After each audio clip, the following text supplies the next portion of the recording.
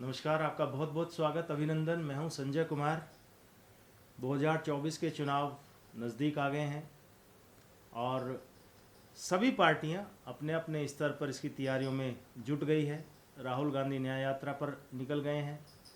BJP focus अपना राम लला की प्राण प्रतिष्ठा के ऊपर है। इधर केजरीवाल ने दिल्ली में हर विधानसभा क्षेत्र में सुंदरकांड का पाठ करवाना शुरू कर दिया है। क्या इसके पीछे का मकसद है? क्या वो हिंदुत्व के रास्ते पर अपने आप को ले जाने की कोशिश कर रहे हैं, कवायद कर रहे हैं? क्या दिखाना चाहते हैं, क्या जताना चाहते हैं और किस तरह से इसका लाभ लेना चाहते हैं? इन सभी मुद्दों पर आज हमारे साथ चर्चा में शामिल होने जा रहे हैं एक बार फिर से ललित त्यागी।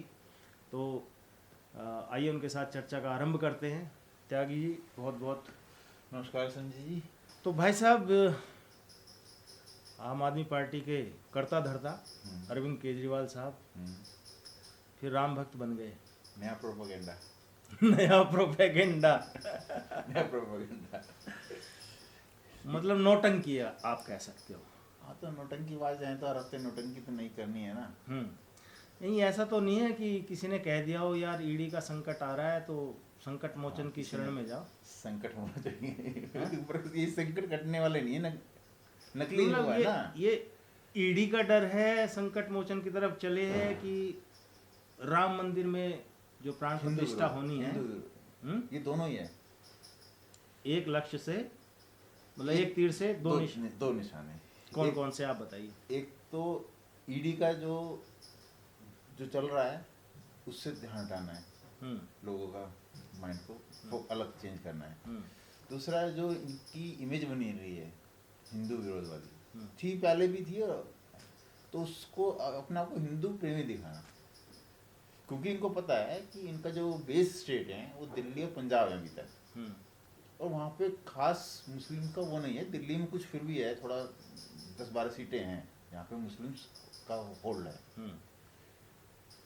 मगर इनको पिछले निगम चुनाव में दिख गया था कि जो मुस्लिम वोट है वो शिफ्ट हो गया है कांग्रेस की तरफ। कांग्रेस जितनी निगम चुनाव में सीटें जीती हैं वो मुस्लिम वोट वाले हैं। तो इसलिए मुस्लिम वोट को ना करके ये अपने हिंदू वोट को कंसंट्रेट करना चाहते हैं कि यहाँ पे ये वोट ना निकल जाए मेरा। अच्छा, लेकिन क्या वोटर इनकी इस मेरी इमेज ऐसे ना होगी, मेरी इमेज हिंदू विरोधी, मैं कांग्रेस की लाइन में नहीं खड़ा होना चाहता। कांग्रेस ने जो अपने ऊपर ठप्पा लगा लिया है हिंदू विरोधी का, ठप्पा लगी चुका है। हाँ, तो ये उससे बचना चाहते हैं। लेकिन ठप्पा तो इन पे भी लगा हुआ है ना। अब बस लगा हुआ है, मगर ये क्या सोचते हैं दिल्ली के लोगों की या इंडिया के लोगों की मेमोरी बहुत मतलब शॉर्ट टर्म लॉस वाली है, जैसे वो गजनी में था। हाँ, वो आप मेरे को कहानी सुना रहे थे ना, वो कबूतर वाली। हाँ, वो जरा वो दोबारा सुनाओ मेरे को। वो कबूतर वाली कहानी ये है, कहीं पढ़ी थी मैंने कि जो राजनेता होते हैं, मान लो एक कबूतर पकड़ा किसी ने और उसको जो है नोच दिया, पंख नोच डाले, खाल नोच डाली, बस प्राणी बचे, बाकी कुछ बचा नहीं। वो तड़प रहा है बेचारा, मरने की स्थिति में, बहुत पीड़ा में है। लेकिन 4 दाने अगर उसके सामने डाल दे तो वो अपनी पीड़ा भूल के वो दाने चुगने के लिए गुटरगुं करते हुए उधर चल देता है, फिर उसके बाद चला जाएगा, वो चला जाता है। तो कहीं मैं वही बात आपसे कर रहा था कि कहीं केजरीवाल ने तो वो कहानी पढ़ तो नहीं ली, सीख तो नहीं ले ली उससे। नहीं, वो दिल्ली की जनता को कबूतर समझ के बैठे हुए हैं। दिल्ली की जनता को वही तो है, दिल्ली की जनता ने ऐसा नहीं है, पर ऐसा नहीं है। आप बताइए। देखो, ईडी वाला तो एक अलग हुआ है, वो तो इनको जाना ही पड़ेगा अभी, क्योंकि ईडी को भी अब इस पे काम करना पड़ेगा। ईडी को क्योंकि हाई कोर्ट ने वो दिया हुआ है कि उसके मनीष सिसोदिया की बेल के लिए एक टाइम फ्रेम किया हुआ है। तो उसको करने के लिए इनको इसकी गवाही चाहिए, इसके वो चाहिए। अब कब तक उसको वो करेगा? इलेक्शन भी हुआ, अब 18 तारीख का सम्मन है, चौथा सम्मन, कब उसको क्या नया माना मारेंगे? पता नहीं भाई साहब। ईडी इनको नोटिस दे रही है, ये ईडी को नोटिस दे देते हैं हर बार। अब वो सोरेन साहब ने तो कहा है 8वें सम्मन पे जाएंगे, अब ये पता नहीं जाएंगे कि नहीं इमेज तो जाएंगे। खराब हो रही है ना दिल्ली में। देखो हेमंत सोरेन की कहानी अलग है। हेमंत सोरेन का जो वोट बैंक है वो आदिवासी बेल्टों में है। वहाँ पे इतना न्यूज़ का और लोगों का कम्युनिकेशन का इतना दिल्ली के मुकाबले कम है। हम्म, मैं ये नहीं कहूँगा कि नहीं है, मगर दिल्ली के मुकाबले कम होगा। हम्म। मगर यहाँ पे तो हर बंदे को पता है कि केजरीवाल को ईडी का सम्मान हो रहा है और केजरीवाल जा नहीं रहा है। सम्मन के अलावा एक संकट और है, अभी इनके शीश महल में पेड़ कटाई का वो खुल गया है, एक और हाँ, नया कांड सामने आ गया। एनजीटी वाला। हाँ 20 कितने 28 पेड़ कटने का जो मैटर है वो चल पड़ा है। मतलब चारों तरफ से संकट ही संकट है। तो वो उसी संकट के लिए क्या पूरी दिल्ली से संकट मोचन की प्रार्थना कराएंगे? दिल्ली के लोग तो इस तलाश में होंगे कि इनके ऊपर संकट बढ़ जाए। भाई दिल्ली के लोगों की तो प्रार्थना का असर है कि जो शीश महल खुल गया। नहीं तो शीश महल तो 2 साल से बंद ही पड़ा था ना। 19 में जो 20 में काम हुआ है उसकी पोल कब खुली है? 23 में। अच्छा, इससे पहले कब संकट मोचन की याद आई थी इनको? संकट मोचन की पिछले विधानसभा चुनाव में आई थी ना। क्या कह रहे थे उस टाइम? हम हर मंगलवार को मैं और मनीष दिल्ली के हनुमान मंदिर में जाकर पूजा अर्चना करेंगे। बताइए। जीतने के बाद एक बार गए थे। हाँ।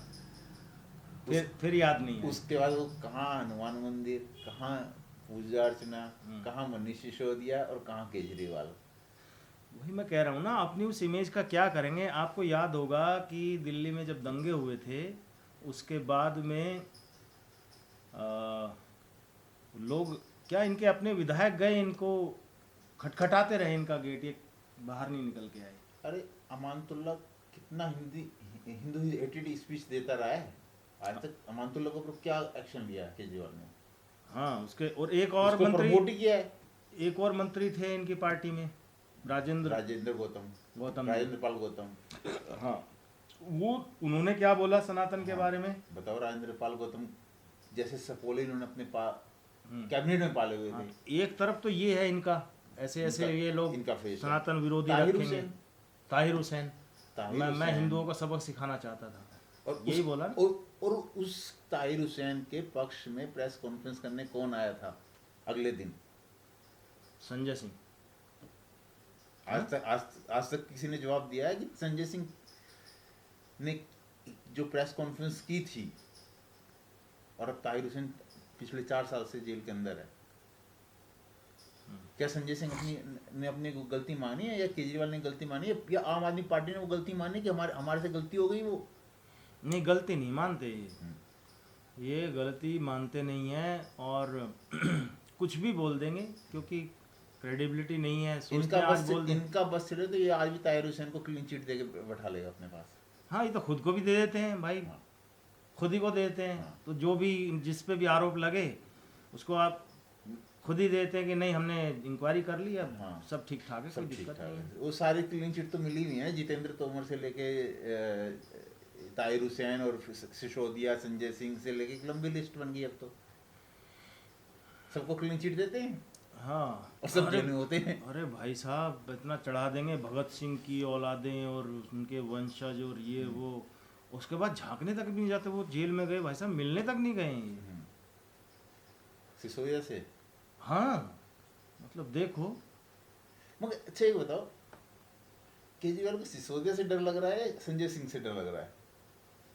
मुझे लग रहा है संजय सिंह से ज्यादा डर लग रहा है। वो क्यों? क्यों?